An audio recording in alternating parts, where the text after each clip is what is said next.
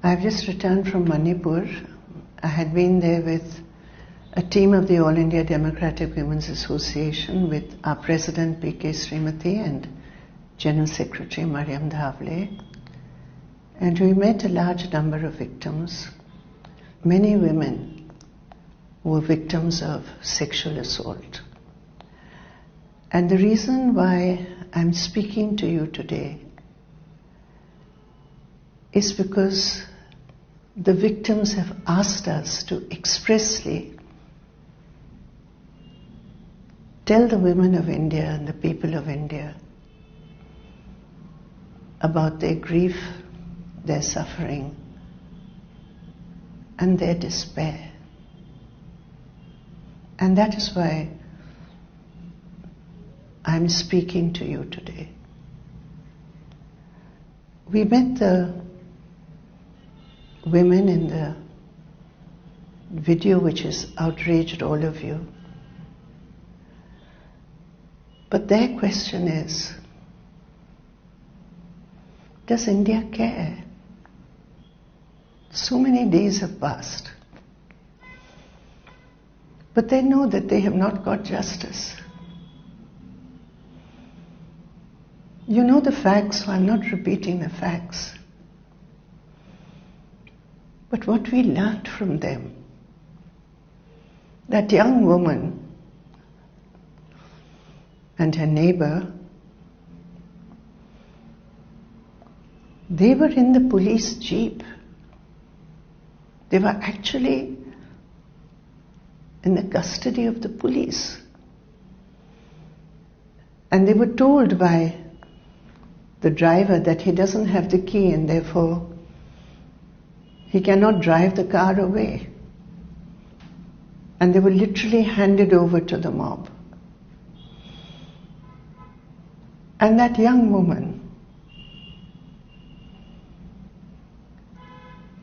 her brother, a young boy, he was in a hostel earlier. He was just 17, I think, 16 or 17 years old.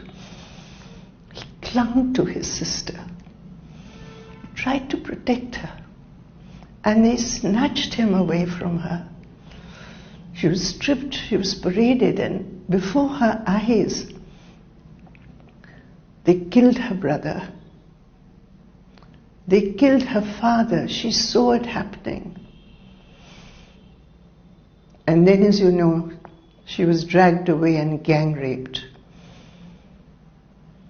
And then when ultimately she got to safety, she wants you all to know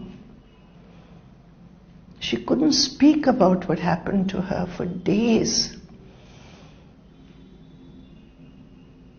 because she did not want to burden her mother, who was grieving for the loss of her son, the loss of her husband. And therefore, for days, this victim of such brutality and barbaric, inhumane behavior could not speak about it. And today she is so deeply traumatized. They despair because there is no justice. No justice. The police in their first report did not even acknowledge that such an incident had taken place. They said just the village is burnt. There's vandalism. They did not even mention it. The older woman who had been stripped, she said, what we faced, we faced. But where is the justice? And if we don't speak out today, who will? When she said we, she meant we the women. We, the citizens of India. Tomorrow it will happen to any woman, is what she said. And this was a targeted crime. They said this was targeted because we are tribals, because we belong to a particular Kuki Zomi community. We are targeted because of that. We are citizens of India, and yet this is what we faced. This is the punishment we faced. And our bodies were used for that politics. Their fight is for justice.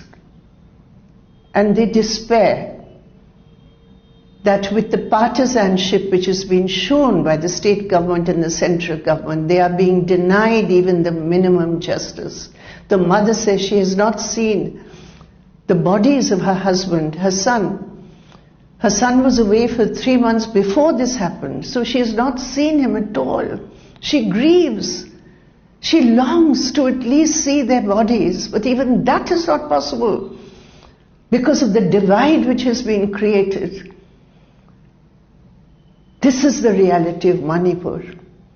A 15-year-old girl in another case who was dragged, who was taken away by 4 men in uniform belonging to extremist groups. She was raped, gang raped, 15-year-old girl, and she was thrown down a cliff. She survived. But the perpetrators of that crime have not been arrested. We met the father of Florence. We met the mother of Olivia. 2 young women who were working in a car wash. She had spoken to her mother just a few hours before and said, "We are not safe, but the car owner has promised to take us to safety." But the mother says he did not do so. He has not even helped in the investigation. There were so many employees there, many of them close friends with these young women who were sexually assaulted and brutally killed. But there is no justice for them. And they believe, the families believe, that as long as this government remains, the chief minister remains, they are the barriers to justice.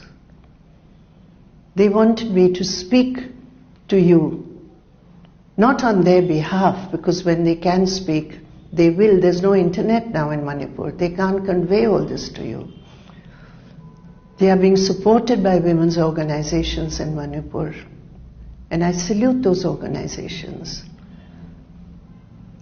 And I appeal to all of you to even more strongly raise your voice for justice.